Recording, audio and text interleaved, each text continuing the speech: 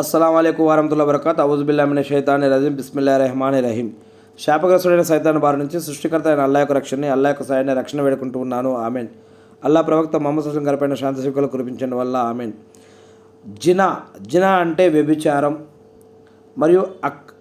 మరియు చట్టబద్ధంగా కాకుండా వేరే పద్ధతుల్లో, భార్యతో కాకుండా వేరే వారితో, భర్తతో కాకుండా వేరే వాళ్ళతో అక్రమ సంబంధాలు లేదా శరీర వాంఛ, కామ క్రీడలు తీర్చుకోవడం, కామ కోరికలు తీర్చుకోవడం, వీటిల్ని జినా అని అంటారు.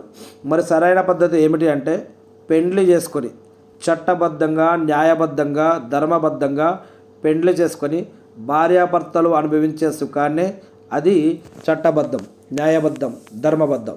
ఇది కాకుండా ఇతర పరాలుగా చేసే ఏదైనా కామ కోరికలను తెచ్చుకునే ఇతర పద్ధతులన్నింటినీ మరి ఇస్లాంలో జినా అని అంటారు. అంటే ఇవి చెడు కార్యాలుగా, పాపపు కార్యాలుగా చెప్పడం జరుగుతుంది.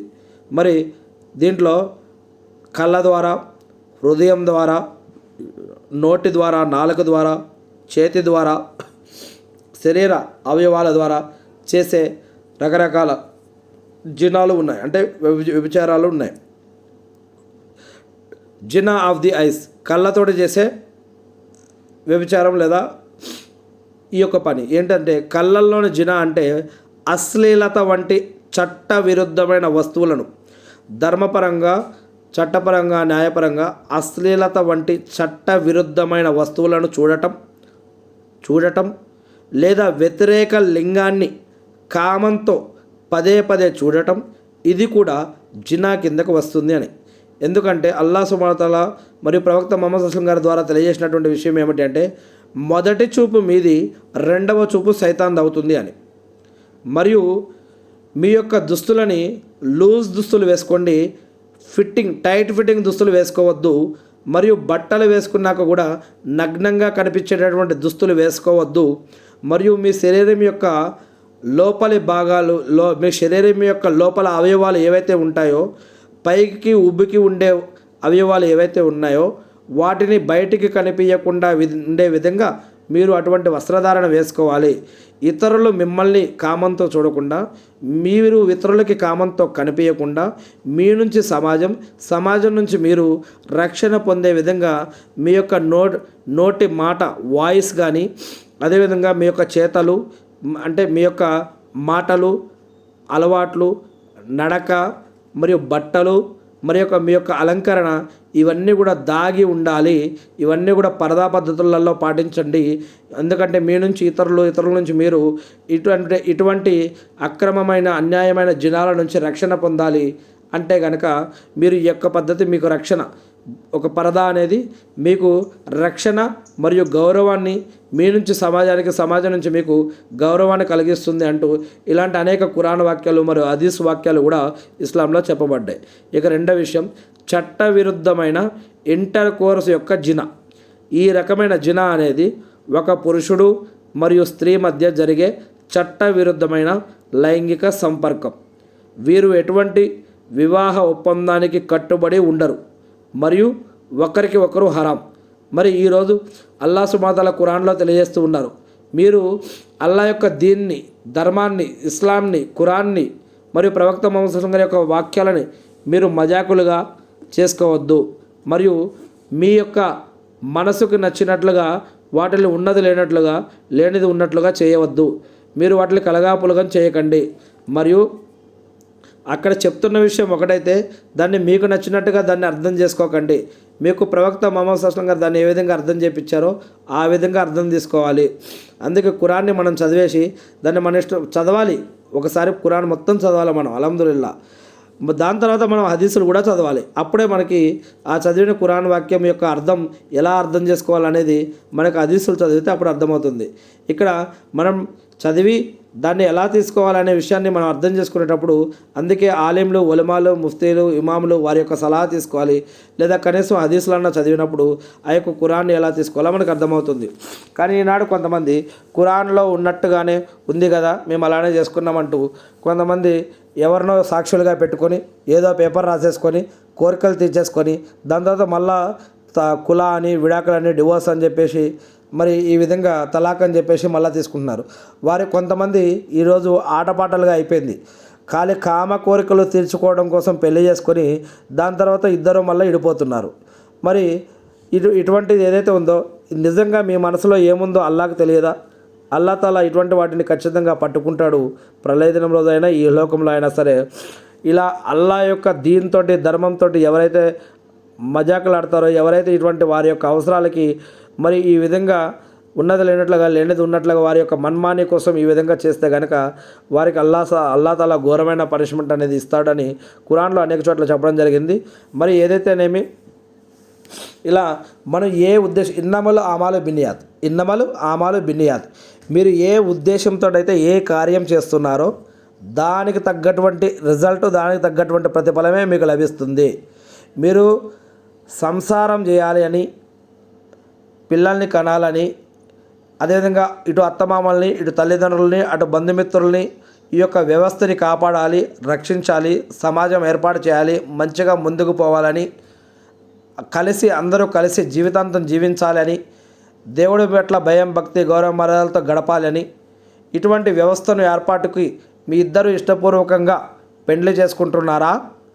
లేక కేవలం కామ క్రీడలను తీర్చుకొని తర్వాత ఇడిపోదాంలే అని చెప్పి ఉద్దేశంతో పెళ్లి చేసుకుంటున్నారా అనే విషయం అల్లాహ్కి తెలుసు. మరి ఇలా కామ క్రీడల కోసం చేసుకొని పెళ్లి చేసుకుని తర్వాత తలాకులు, కులాలు, విడాకులు ఇచ్చేది ఏదైతే ఉందో మీ మనసులో ఏదైతే ఉందో అది అల్లాహ్కి తెలుసు. మరి ఇటువంటివి సరైనవి కాదని ఇక్కడ చెప్పడం జరుగుతుంది. ఇక మూడవది జినా ఆఫ్ ది టంగ్, నోటి ద్వారా లేదా నాలుక ద్వారా. నాలుక యొక్క జినా అంటే లైంగిక మార్గంలో అశ్లీల లేదా అనైతిక విషయాలను మాట్లాడటం. ఇది గొప్ప జినాకు దారితీస్తుంది మరియు అంతే కూడా హరాం. ఈరోజు అనేక రకాల కామెడీ ప్రోగ్రాంలు మనం చూస్తూ ఉన్నాం. కామెడీ రీల్స్, వీడియోలు, షార్ట్ ఫిలింలు, రీల్స్, అనేక రకాల కామెడీ ప్రోగ్రాంలు మనం చూస్తూ ఉన్నాం. అనేక రకాల పుస్తకాలు, అనేక రకాల గాసిప్స్, మరి అనేక రకాల ప్రోగ్రాంలు చూస్తూ ఉన్నాం. వాళ్ళు ఇతరుల యొక్క మానాన్ని, ఇతరుల యొక్క అవయవాలను, ఇతరులని కించపరిచే విధంగా కామంగా, హేళనగా చేస్తూ అనేక రకాల కామ క్రీడలకు సంబంధించిన మాటల్ని వాటిల్ని ఈరోజు సమాజంలో సిగ్గు అనేది కూడా లేకుండా, సిగ్గు అనేది మర్చిపోయి కామ క్రీడకు సంబంధించినటువంటి మాటలు, చేష్టలు మనం ఎన్నో విషయాలని ఈరోజు అధికారికంగా కుటుంబ సభ్యులతో కలిసి టీవీలో చూడటం కానీ, సినిమాల్లో చూడటం కానీ, ఫోన్లో చూడటం కానీ మనం చేస్తూ ఉన్నాం.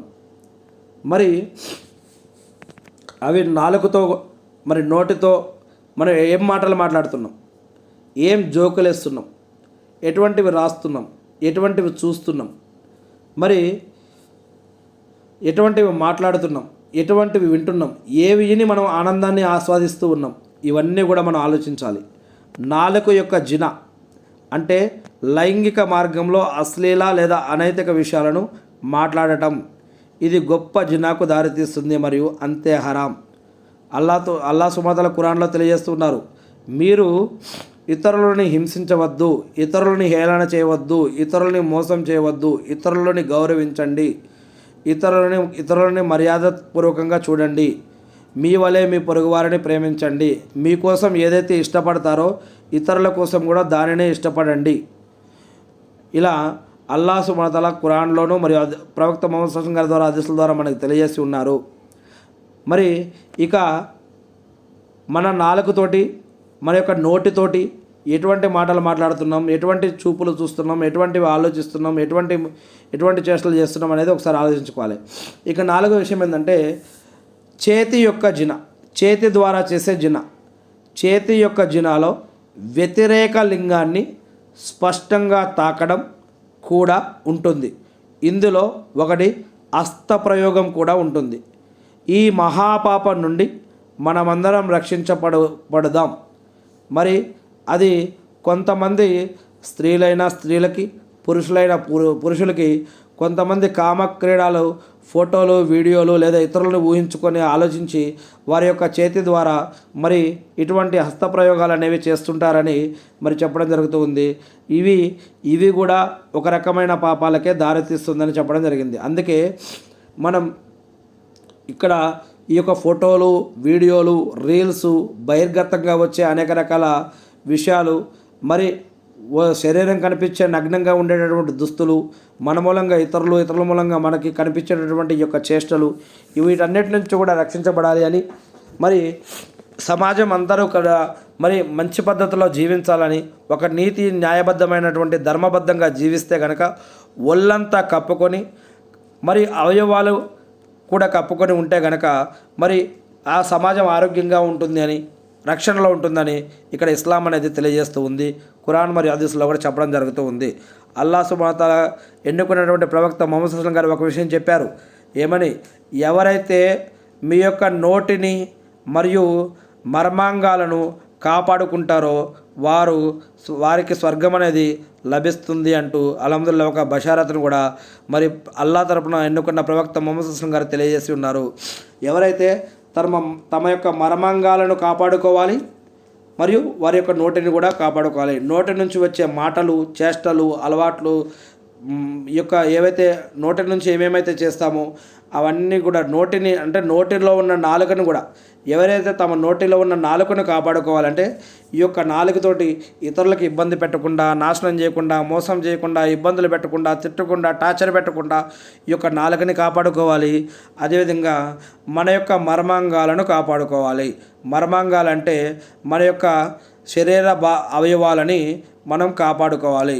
ఇతరులు ఎవరు పడితే వాళ్ళు ముట్టుకోకుండా, అదేవిధంగా మనం కూడా ఇతరులు ముట్టుకోకుండా, మరియు భార్యాభర్తలు మాత్రమే చేయవలసినటువంటి సుఖాన్ని ఇతరులతో మనం చేయాలని, ఇలా ఇతరుల యొక్క వాటి మీద ఆశపడకుండా మరి దేవుణ్ణి దృష్టిలో పెట్టుకొని మనం ఆయన యొక్క రక్షణ వేడుకుంటూ ముందుకు పోవాలని ఇక్కడ తెలియజేయడం జరుగుతుంది. ఏది ఏమైతేనేమి నేను సృష్టికర్త అయిన అల్లాహ్ని ప్రార్థిస్తూ ఉన్నాను.